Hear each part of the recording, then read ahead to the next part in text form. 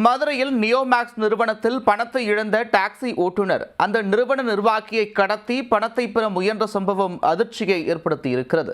பணத்தையும் இழந்து தற்போது கடத்தல் வழக்கில் கைதாகியிருக்கிறார்.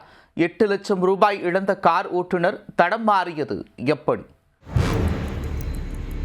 சிவகங்கை மாவட்டம் தேவக்கோட்டை சிறுவதி கிராமத்தை சேர்ந்த கார்த்திகேயன் மதுரையில் நியோமேக்ஸ் நிறுவனத்தில் நிர்வாகியாக இருந்து வருகிறார். இவர் நேற்று முன்தினம் மதுரையிலிருந்து நாமக்கல் நோக்கி காரில் சென்ற போது வாடிப்பட்டி அருகே வந்தபோது மர்ம நபர்கள் அவரை காருடன் கடத்திச் சென்றனர். கார்த்திகேயனின் தம்பி முத்துக்குமார் என்பவர் கொடுத்த புகாரின் அடிப்படையில் வாடிப்பட்டி போலீசார் வழக்கு பதிவு செய்து விசாரித்து வந்தனர். இந்நிலையில் வாடிப்பட்டியில் உள்ள ஹோட்டலில் கார்த்திகேயனின் கார் இருப்பதை போலீசார் கண்டுபிடித்தனர். மேலும் ஹோட்டலில் ஒரு அறையில் அடைத்து வைக்கப்பட்டிருந்த கார்த்திகேயனையும் போலீசார் மீட்டு அவரை கடத்திய பசுபதி உட்பட 5 பேரை கைது செய்தனர். கைதானவர்களிடம் நடத்தப்பட்ட விசாரணையில் நியோமேக்ஸ் நிறுவனத்தில் பணத்தை கட்டி ஏமாந்தவர்கள் என்பதும் அதன் நிர்வாகியை கடத்தி பணம் பெற முயன்றிருப்பதும் தெரிய வந்தது. திருச்சியை சேர்ந்த பசுபதி என்பவர் நியோமேக்ஸ் நிதி நிறுவன விற்பனை மேலாளராக உள்ள தேவா என்பவருக்கு கார் ஓட்டுநராக பணிபுரிந்து இருக்கிறார். தேவா கூறிய ஆசை வார்த்தைகளை நம்பி 8 லட்சம் ரூபாயை நியோமேக்ஸ் நிறுவனத்தில் பசுபதி முதலீடு செய்திருக்கிறார். ஆனால் நியோமேக்ஸ் நிறுவனம் முடங்கியதால் பசுபதி செலுத்திய பணம் கிடைக்காமல் போனது.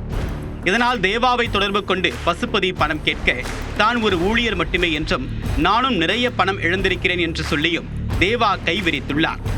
மேலும் நியோமேக்ஸ் நிறுவன நிர்வாகி கார்த்திகேயனை கடத்தினால் அவரிடமிருந்து பணத்தை பெற்றுவிடலாம் என்று தேவா கூறவே அவரை கடத்த இருவரும் திட்டமிட்டனர். சம்பவத்தன்று நாமக்கல் சென்ற கார்த்திகேயனின் காரை பசுபதி கும்பல் பின்தொடர்ந்து சென்று வாடிப்பட்டி அருகே வழிமறித்து அவரை கடத்திச் சென்றது விசாரணையில் தெரிய வந்தது.